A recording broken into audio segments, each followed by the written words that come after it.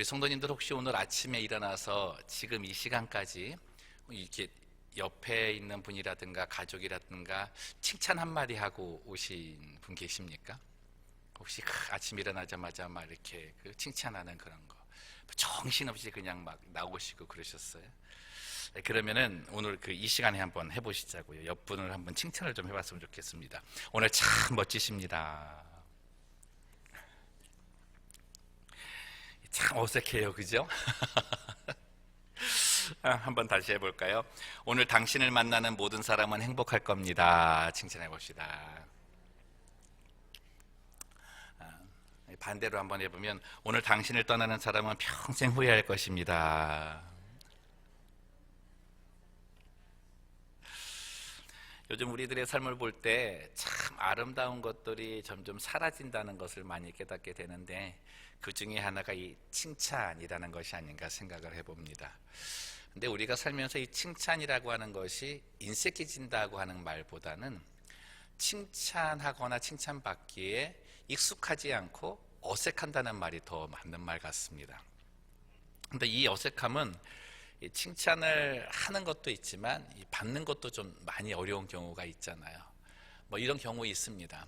어느 가정에서 이제 구역 예배를 드려요.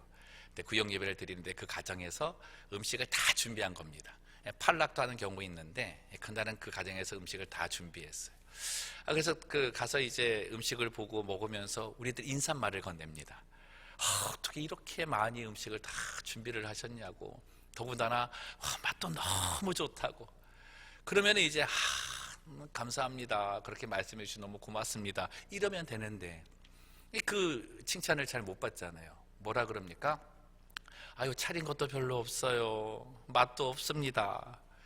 그럼 굉장히 난감해요. 뭐라고 답을 해야 될지. 맛도 진짜 없네요, 뭐 이럴 수는 없는 거 아닙니까? 우리의 이 문화 자체가 서양의 문화 같지만 거기서 출발하는 게 아니더라는 거죠. 한 여대 교수님이 이제 한 번은 자기 클래스에 오는 여학생이 옷을 좀 깔끔하게 입고 온 거예요. 뭐 좋은 그런 것은 아닌데. 근데 교수님은 그 여학생을 칭찬을 하려고 이 말을 던졌습니다. 야, 너 오늘 참 옷이 참 이쁘다. 너하고 참 잘 어울린다. 그랬더니 뭐 이 학생이 교수님 감사합니다, 이러면 되는데 교수님 이거 3불짜리예요 그러더라는 거예요. 아무도 물어본 적이 없어요, 얼마짜리라는지. 중요한 건 네가 이쁘다고. 저희들이 이렇게 칭찬을 받는다 굉장히 어색한 이유는 다른 게 아니고 우리 가운데 나 자신을 칭찬받을 만한 대상이나 가치가 있다고 여기지 못하는 낮은 자존감 때문에 그렇다는 거예요. 그런데 그 낮은 자존감이 내 정서가 돼서 이게 지속이 되다 보면 내 마음이 메말라진다는 겁니다. 그래서 칭찬받는 것도 어색하지만 칭찬하기에도 익숙하지 않은 그런 마음이 되는 거죠. 여러분, 그래서 우리의 세상을 지금 메마른 광야와 같다 그러지 않습니까? 혹시나 뭐 살면서 내 마음이 이런 것 같고 뭐 내 가정을 봐도 그런 것 같고 그렇다 그러면 우선 내 메마른 이 마음, 정말 내가 칭찬받을 만한 가치가 있다라고 하는 그 존재라는 걸 발견하는 것이 더 먼저여야 된다는 거죠. 저는 오늘 말씀 준비하면서 그 생각을 해봤습니다. 나는 내 자신을 볼 때 아무리 봐도 칭찬받을 만한 구석이 없는 것 같음에도 불구하고 하나님께서는 분명히 나를 칭찬받을 만한 존재로 만들어 주셨다. 그런 말씀을 통해서 어떻게 그렇게 만들어 주셨는지를 발견하기를 원하고 우리의 삶이 이 칭찬을 받고 칭찬을 하는 존재로 변화되는 귀한 시간이 되기를 소망합니다. 하나님께서 오늘 주시는 그 말씀의 내용은 우리들이 잘 알고 있는 아브라함에 관한 이야기입니다. 뭐 아브라함은 무엇보다도 유명한 것이 100세 때 아들 이삭을 얻은 거잖아요. 제가 아는 분 중에 가장 나이가 많이 돼서 아이를 낳으신 분 여성도님이 49에 아이를 낳으셨어요. 아유, 대단한 축복 아닙니까? 그래서 그 남편분에게 그랬죠. 당신이 아브라함의 축복을 받았다, 뭐 이렇게 얘기를 하는데, 하나님께서 아브라함에게 주신 복은 자식뿐만 아니라 세 가지 복을 주셨어요. 하나는 이삭을 통해서 자손이 번창하는 복을 주셨고, 두 번째는 네가 가는 어떤 곳에서도 너의 이름이 창대케 될 것이다, 명성의 복을 주셨고, 마지막에 주신 것이 땅의 지경이 넓혀지는 땅의 축복을 주셨습니다. 저는 오늘 이제 그 마지막 땅에 대한 얘기를 좀 하려고 그러는데, 이 아브라함이 받은 이 땅의 축복, 네가 거하는 땅을 내가 너에게 주리라라고 하시는 그 땅의 축복이 단순히 땅이 많아지는, 소유가 많아지는 부의 축복이 아니더라는 것입니다. 오늘 그 설명이 좀 나와 있는데요, 본문 22장 2절 말씀을 보면 땅 하나가 나옵니다. 여호와께서 이르시되 내 아들 내 사랑하는 독자 이삭을 데리고 모리아 땅으로 가서 내가 내게 일러준 한 산 거기서 그를 번제로 드리라 말씀합니다. 가나안 땅에 있는 산 모리아 산이 나옵니다. 근데 이 모리아 산이 우리 믿는 사람들에게는 굉장히 중요한 산입니다. 이 모리아 산이 나중에 이 성전산으로 이름이 개축이 되는데, 이유는 솔로몬이 그 산 위에 성전을 짓습니다. 그리고 그 성전이 이제 바벨론 아수르에게 그 멸망을 당할 때 부서지고 나서 헤롯이 다시 성전을 짓게 되고, 지금은 안타깝게도 이제 이슬람이 그 나라를 그 지배할 때 이 모슬림 큰 사원처럼 황금 돔을 지었잖아요. 그래서 그 모습이 있는데, 잠깐 보여드리면 아마 성지순례 가시면 여기 반드시 거치십니다. 저 모슬림 그 사원이 있는 저기가 성전산입니다. 오늘 나와 있는 모리아 산이라고 하는 거죠. 근데 이 모리아 산은 그 당시에는 그냥 단순한 산이었습니다. 이렇게 의미가 있는 그런 산이 아니었어요. 특별히 아브라함이 거주하는 당시의 가나안 땅을 보면 이 축복의 땅이라고 말할 수 있는 여지가 거의 없습니다. 인공위성 사진 하나 좀 보여드릴게요. 이게 가나안 땅인데요, 이게 아브라함이 지나온 그 길이고 살았던 곳인데, 보시면 알겠지만 여기 약간 목초지 있잖아요. 목초지를 빼놓고는 산이고 광야입니다. 이 해안가는 평야가 있지만 다 그 힘센 부족들이 살고 있기 때문에 가지도 못해요. 여름에는 비도 안 와가지고 목초지에서 양도 잘 기르기가 힘듭니다. 누가 봐도 저 산을 축복의 산이라고 투자할 만한 그런 산은 아니었다는 거죠. 더군다나 우리들이 이 땅을 생각할 때마다 젖과 꿀이 흐르는 땅이다 생각을 하는데, 아마 아브라함이 이거를 알고 그 가라 그랬으면 갔을까, 그런 그 생각조차도 들 정도의 좋지 않은 땅입니다. 더군다나 이 이스라엘 땅은 400년 동안 주변 강대국들에게 침략을 당합니다. 그러니까 뭐 영광이나 번영이나 성공의 땅이 아니고요, 그저 목숨 부지하기에, 먹고 살기에 정말 그런 척박한 삶을 살아야 되는 땅이 이 땅이라고요. 더욱 좀 그런 것은 이 가나안이라고 하는 그 이름에서 우리가 알고 있듯이 가나안 땅은 저주의 땅이라는 겁니다. 여러분, 노아 아시지 않습니까? 하나님께서 세상을 홍수로 심판하신 이후에 노아가 의인으로 하나님을 경외하며 사니까 노아 가족만 살려주셨어요. 홍수가 끝나고 나서 노아가 이제 세상에 나와서 기분이 좋아서 그런지 몰라도 포도주를 좀 많이 마셨죠. 그러다가 이제 옷을 다 벗고 누워있는 그 모습을 이 둘째 아들 함이 와가지고 보고서 나가서 이제 형하고 동생한테 얘기하는 거예요. 아버지 발가벗었다, 저거 봐라, 막 이런 식으로 놀렸겠죠. 이 노아가 일어나고 나서 그 이야기를 듣고 나니까 이 화가 나는 거예요. 이게 아들이 돼가지고 아버지의 치부를 어떻게 그렇게 말하고 다니냐고. 그러고 나서 어떻게 해요? 둘째 아들 함을 저주를 합니다. 근데 저주의 그 내용이 너무 심한 거예요. 창세기 9장 25절 말씀 보니까 이렇게 되어 있습니다. 이에 이르되 가나안은 저주를 받아 그의 형제의 종들의 종이 되기를 원하노라 말합니다. 여기 보시면 분명히 노아가 자기의 수치를 나타낸 아들은 함인데 가나안을 저주를 해요. 이 가나안이 누구냐면 함의 막내 아들입니다. 얼마나 화가 났으면 아들이 아니라 손주를 그 저주를 하는 거예요. 우리 할아버지들 다 여기 계시잖아요. 아들이 이뻐요? 손주가 이뻐요? 손주가 이뻐요. 우리 젊은 분들은 몰라요. 낳아보질 않아가지고. 할아버지 할머니들은 자식보다 손주가 이뻐요. 근데 손주를 저주를 하는 거예요. 얼마나 그 심한 저주입니까? 근데 그 저주받은 가나안이 산 땅이 가나안 땅이라고요. 그래서 가나안이에요. 누가 봐도 칭찬받을 만한 것이 아무것도 없는 그 땅에 하나님은 아브라함을 보내십니다. 근데 하나님께서는 이 가나안 땅, 저주의 땅을 아브라함 한 사람을 통해서 다른 이름으로 바꾸어 주어요. 그게 본문 22장 14절 말씀입니다. 아브라함이 그 땅 이름을 무어라 하였으므로 여호와 이레라 하였으므로 오늘날까지 사람들이 이르기를 여호와의 산에서 준비되리라 하리라. 단순한 가나안 안에 있는 모리아 땅에 있는 산 하나가 어떻게 바뀌어요? 여호와께서 준비하시는 여호와 이레의 산으로 바뀌고 하나님의 이름을 거론할 수 있는 거룩한 산으로 바뀌더라는 겁니다. 하나님께서는 아브라함을 부르신 이유가 저주의 환경을 하나님이 주시는 축복의 환경으로 바꾸기 위해서 부르셨다는 겁니다. 아브라함, 네가 아니라 너와 함께 있는 내가 있는 모든 곳이 축복이기 때문에 나와 함께 거하는 네가 가는 모든 땅은 그 어떤 땅이라도 축복의 땅이 될 수 있다 말씀하는 거죠. 그는 모든 메마름의 상황을 풍요로운 삶으로 바꿨고, 그래서 우리는 그를 축복의 통로라라고 이야기를 할 수 있는 거죠. 근데 실제로 이 땅의 축복, 이 가나안 저주의 땅의 여호와의 산으로 바뀌는 이 축복은 아브라함 스스로 받은 축복과 똑같다 말할 수 있습니다. 그리고 아브라함이 산 곳이 어디입니까? 우상을 깎아 만드는 아버지의 그 사업이 있는 곳, 갈대아 우르에서 살았잖아요.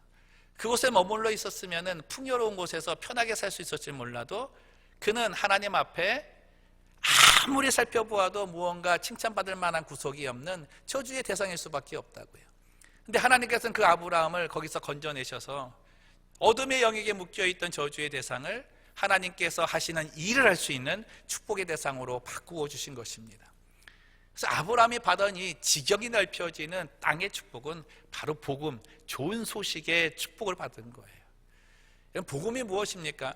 하나님께서 사랑하는 아들을 이 땅에 보내셔서 우리를 위해 대신 죽으시고 3일 만에 부활하심으로 우리의 구원을 이루신 거잖아요. 그를 믿는 모든 자들마다 하나님의 이 축복 속에 들어가는 것 아닙니까? 아브라함의 자손이라고 하는 것이 지경이 넓혀진 복을 통해서 이루어질 수 있는 건 예수님 때문이라고요. 우리가 살펴본 모리아산, 그 산이 더 중요한 것은 그 산에서 예수님께서 돌아가셨기 때문에 그렇습니다. 모리아산에서 준비된 한 순양이 예수 그리스도를 예표하고 있는데, 그의 희생을 통해서 우리가 아브라함의 자손이요 하나님의 자손이요 저주의 대상에서 거룩한 하나님이라는 그 이름을 담을 수 있는 그런 존재로 바뀌게 되었다는 거죠. 이게 내가 이 땅에 살면서 칭찬받을 만한 일이라는 거예요. 그래서 우리는 외칠 수 있습니다. 나는 예수로 인해서 이제 칭찬의 사람이 되었다 말할 수 있는 거죠. 우리 한번 해봅시다. 나는 이제 예수로 인해서 칭찬받을 만한 사람이다. 그 가치가 내게 있으면 남을 칭찬할 수 있는 힘도 내 안에서 생긴다는 것이죠. 사랑하는 성도 여러분, 이 은혜 충만하게 얻으며 하루를 힘차게 사는 성도들 되시기를 주님의 이름으로 축원합니다. 두 번째 아브라함이 받은 이 땅의 축복은 여호와 이레의 축복입니다. 여호와 이레의 축복은 14절 말씀처럼 하나님께서 다 준비하고 계신다라고 하는 뜻인데요, 우리보다 앞서서 미리 행하시는 하나님. 근데 저는 이 여호와 이레의 축복이 단순히 우리가 어떤 문제가 생겼을 때 그 문제의 해결책을 앞에 두신 그것만을 의미한다라고 생각하지 않습니다. 저는 이 여호와 이레 그 자체가 바로 예수님의 구원, 부활을 예표하는 거라고 저는 생각을 하는 거죠. 여러분, 이게 십자가에서 예수님을 일으키신 하나님의 부활의 능력입니다. 여호와 이레를 우리가 생각을 할 때 하나님의 준비하심에는 항상 하나님의 선하심과 인자하심이 있습니다. 그래서 그분이 주시는 건 항상 좋은 것이죠. 그런데 그 좋은 것이 나를 새로운 지경으로 이끌고 가시더라는 거예요. 그러니까 여호와 이레라고 하는 말을 내 삶에 적용을 하게 되면 내 상황이 어떠한 상황일지라도 하나님께서는 새로운 기대감으로, 가능성으로, 새로운 지경으로 나를 이끌고 가시는 그 은혜가 여호와 이레의 길이라는 거죠. 어느 교수님이 이 칭찬에 대해서 얘기하면서 이런 말씀을 하셨습니다. 칭찬에는 두 가지 종류가 있는데, 하나는 사실적 칭찬이 있고 다른 하나는 계시적 칭찬이 있다는 거예요. 사실적 칭찬은 지금 있는 그 자체에서 칭찬할 만한 것이 있는 걸 칭찬하는 게 사실적 칭찬이라고 하는 거고, 계시적 칭찬이라고 하는 건 지금은 칭찬할 만한 것이 아무것도 없는데 앞을 기대하면서 야 너는 이런 존재니까 이런 것들로 너는 있어 라고 하는 그 말을 한 자체가 계시적 칭찬이라고 말을 한다는 거예요. 근데 저는 이제 그 말을 들으면서 이제 아브라함을 생각할 때 하나님께서 사용하신 것이 계시적 칭찬이라는 겁니다. 하나님께서 아브라함을 부르실 때가 75세였거든요. 그리고 이삭을 낳은 그 나이가 100세입니다. 몇 년 동안 아브라함을 붙들어 주신 거예요? 25년 동안 아브라함의 믿음을 붙잡아 주시는 거예요. 그리고 오늘 모리아산에 아들을 데리고 3일 길을 가야 되니까 뭐 중고등학생 나이 한 15 됐다 그러면 40여 년 가까이를 하나님께서는 아브라함을 붙들고 가고 계시더라는 거죠. 근데 여러분, 아브라함이 믿음의 사람이지만 계속해서 믿음이 좋은 사람이 아니라고 우리가 나눴잖아요. 그도 실수했고 그도 하나님 앞에 범죄했고 부끄러운 일이 많았다고요. 성경을 보시면 알겠지만 근데 그런 상황이 있을 때마다 하나님이 아브라함 너 왜 이렇게 했느냐, 너 잘못했다, 이런 질책이 없으시는 거예요. 아무 말도 없고 대신해 주시는 게 뭐예요? 너는 나의 복이 될 거라고. 잘못했는데도 불구하고 그 자리에서 너는 내 축복의 통로라고 이렇게 칭찬을 계시고 가시다는 거죠. 여러분, 이게 계시적 칭찬이라고 하는 겁니다. 하나님께서는 아브라함을 이끄시는 그 상황을 보면 잘못된 상황에서 잘못이라는 말을 하지 않음에도 불구하고 그가 잘못한 것을 깨닫고 돌이키게 하시는 그 지혜를 주셨더라는 거죠. 근데 우리는 그렇지 못할 때가 참 많습니다. 우리의 의식과 시각은 거의 사실적 칭찬에 매여 있는 게 너무나 많은 거죠. 한번 생각해 보십시오. 같은 상황인데 이제 두 반응이 나올 수 있는데요. 공부를 제법 못하는 아들이 있습니다. 이 아들이 항상 성적표를 받아오면 1자만 받아옵니다. 여러분, 1점이 1등이 아니라는 건 다 아시죠? 그죠? 최고 점수가 4점인데 1자만 받아오는 거예요. 그러다가 이제 너무나 받아오니까 한 아버지가 그러는 거예요. 넌 다음에도 성적표 이렇게 받아오면 너와 나는 부잣지간을 끊을 것이다. 이 아들이 좀 마음에 좀 그 부담감이 있잖아요. 시험을 봤는데 어떻게 해요? 그 다음에 성적표에 보였을 때 다 1인데 한가 공식이 2를 받은 거예요. 그래도 좀 잘했잖아요. 그리고 성적표를 가지고 아버지한테 이제 가는 거죠. 아버지도 이제 좀 근심이 되는 가운데 이번 성적은 어떠냐 그랬더니 누구시더라 이러더라는 거죠. 이해가 안 가서 해야지. 주무실 시간 지났는데 부자지간을 끊는다 그러니까 자기 성적이 안 좋으니까 누구시더라 저 아세요 뭐 이러는 거죠. 이게 사실적 칭찬에 매여 있는 거예요. 근데 다른 그 아버지는 그렇지 않은 경우도 있다는 거죠. 다 1점 받다가 2점 딱 받아오니까 어떻게 해요? 야, 아들아 수고했다. 그러나 다음부터는 한 과목에만 집중하지 말거라 이렇게 얘기를 하는 거죠. 잘못이라는 말을 하지 않아도 그에게 잘못을 알게 하고 돌이킬 수 있는 방법이 있다면 그것을 선택해야 되는 것이 참 지혜라고 하는 것입니다. 재미있는 얘기 하나 더 해드리면 이 미국의 목사님 한 얘기인데 이분이 미국에서 목회를 참 잘하시는 분이셨대요. 근데 하루는 스미스 부인이라는 분이 그날 설교를 듣고 은혜를 너무 받아가지고 목사님한테 와서 이랬대요. 목사님, 오늘 목사님 설교가 너무 좋습니다. 목사님은 이 시대의 유명한 설교가 중에 한 분이십니다. 이러고 간 거예요. 목사님이 너무나 이제 마음이 좋아가지고 꼭 누구에게 들려줘야 되겠대요. 그게 누구냐면 사모님이었어요.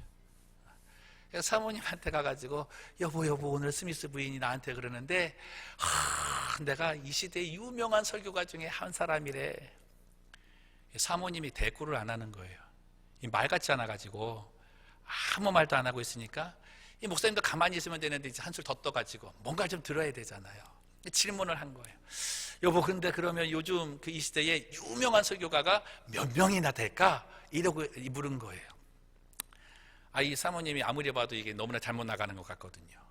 그래서 놀라운 답변을 하는데 이렇게 합니다.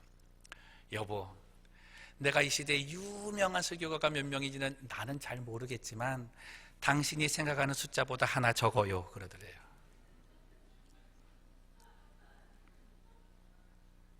그 생각 잘못됐다는 말 안 했잖아요. 그죠? 그러고서 이제 목사님은 깨닫는 거죠. 야, 내가 지금 잘못하고 있구나. 사랑하는 성도 여러분, 우리들이 사실적 칭찬에 매여 있다는 것은 현재적으로 비난과 지적이 많은 삶을 살고 있다는 것에서 분명히 드러나는 겁니다. 미래적 기대에 계시적 칭찬을 하는 데에 어려움을 갖는 거죠. 생각해 보세요. 어느 누구도 잘못된 삶을 살고 싶어하는 사람은 없습니다. 법적으로, 윤리적으로, 도덕적으로 바르고 옳게 살고 싶은 게 사람의 심정이라고요. 근데 내 삶을 보면, 우리의 삶의 거론을 보면 반대되는 게 더 많아요. 근데 여러분, 우리가 생각해야 될 것은 다른 게 아니에요. 이 잘못된 상황 속에 머물고 있는 사람들은요, 남모르는 고통과 고독 속에서 그것을 이겨나고자 애쓰는 투쟁적인 삶을 살고 있다고 하는 겁니다. 하루를 살면서도 잘못이라는 비난과 지적을 받는 그 억눌림이 내게 있지만, 내가 이 억눌린 이 생활을 벗어나기 위해서 또 하루를 살고 새로운 사람이 되겠다라고 버티고 사는 그 하루를 사는 삶이 있기 때문에 그들은 그 삶 속에서 개인적으로 혼자 느끼는 고통과 암울한 시간을 갖고 있다라고 하는 거죠. 자신이 새롭게 될 수 있다라는 그 가능성을 바라보는 그 다음 하루의 기회, 그 하루의 기회를 갖지 못하는 자가 선택하는 것이 자살이라고 하는 거예요. 이런 사람들을 많이 상담한 그 교수님이 그런 말씀을 해요. 자살하는 사람 상담해 보는데 자살 충동이 있고 그렇게 행하는 사람들 보면 다 마음이 여리고 착하더라는 거죠. 우리의 모든 삶은 지적받고 비난을 받아야 되는 상황이 맞습니다. 잘못된 상황이 있으면 수정해야 되는 상황이 맞습니다. 그러나 잘못된 그 모든 상황을 수정하는 방법이 오히려 그를 죽음으로 몰아가는 방법이라면 우리가 그 자체를 포기해야 되지 않는가요? 실제로 우리에게 필요한 건 하나님께서 아브라함을 데리고 가시는 계시적 칭찬이 필요하지 않은가라는 생각이 드는 것입니다. 여러분, 이 일이 바로 예수님께서 우리들을 위해서 행하신 일이라는 거죠. 누구도 십자가를 좋게 보는 사람은 없습니다. 처절한 장소입니다. 고통이 있고 죄가 있고 죄에 대한 형벌이 있는 자리가 십자가라고 하는 자리입니다. 메마른 상황도 그보다 메마른 상황이 없고 지적과 비난을 받는 상황도 그보다 더 심한 자리가 없는 거죠. 근데 그 십자가의 자리가 행복의 자리로 바뀌는 거예요. 메마름의 자리가 풍성함의 자리로 바뀌는 겁니다. 불행이라고 하는 십자가의 자리가 행복을 외칠 수 있는 그런 자리로 바뀌는 것, 예수님 때문이라는 거예요. 우리의 삶을 볼 때도 얼마든지 하나님 앞에서 부끄러워서 지적받을 수 있겠지만 예수님은 지적하지 않으신다는 거예요. 그래서 하시는 것이 뭐예요? 너는 내가 쓸 그릇이라고, 너는 나의 도구라고, 너는 내 이 복음을 가지고 이 축복을 나누어 줄 수 있는 통로라고 말씀하시면서 지금도 계시적 칭찬으로 우리를 붙들어 주고 계시는 것입니다. 여러분 보시면 이 초청장이 이렇게 있지 않습니까? 집어보실 때 굉장히 잘 만들었죠. 그죠? 제가 만들었는데 잘 만든 것 같아요. 이 초청장 어제 저녁에 늦게까지 좀 만들고 이 작두질을 했거든요. 한 300장 정도 이제 작두질을 하는데 그 작두질 하면서 생각한 게 뭐냐면 참 내 삶에 이 필요 없는 부분들, 잘라내고 싶은 부분들이 너무나 많더라는 거예요. 근데 이 작두처럼 그 부분을 그냥 싹둑싹둑 잘라냈으면 너무나 좋겠는데 이게 안 되더라는 거죠. 여러분, 잘라내고 싶은 내 삶의 실패, 잘라내고 싶은 내 삶의 고통, 부끄러움, 수치 모든 부분들, 그 삶도 내 삶이라는 거예요. 그 삶 자체에 어떻게 내 삶이 아니라고 부정할 수 없는 겁니다. 누가 그것 가지고 얘기하면 부끄럽다고 할 수밖에 없는 게 그게 내 삶이라고요. 그러면서 감사한 마음이 든 게 뭐냐면 그 수치와 부끄러움, 잘라낼 수조차도 없는 그것을 갖고 있는 나 자신을 놀라운 기대감으로 바라보시고 계시는 분이 계시더라는 거예요. 오늘도 하루를 살아갈 때 너 하루 살 이유가 있다고 말씀하시면서 너는 내 기대 주니까 오늘 반드시 살아야 된다고 말씀하시면서 사랑하는 아들을 주시기까지 나를 사랑하신 분이 계시더라는 거예요. 그 사랑을 실천하기 위해서 이 땅에 내려와 십자가를 지시는 고통을 겪으면서까지 나를 십자가의 두 팔로 안아주시는 예수님이 계시더라는 거예요. 그래서 예수 믿는 것이 이유가 있다고 생각을 하고 예수 믿는 기쁨이 이것이구나라고 해서 참 감사한 시간을 가졌습니다. 사랑하는 성도 여러분, 우리가 이 초청장을 가지고 남들에게 왜 전화해야 됩니까? 나와 같은 사람이 있기 때문에 그래요. 잘라내고 싶은 그 자신의 과거 때문에 얽매여서 사실적 칭찬에 얽매여 아무 말도 하지 못하고 사는 그러한 자들, 그들을 안아줄 수 있는 하나님, 그들을 품어주는 예수님을 보여주기 위해서 이 초청장 하나 전달하는 거죠.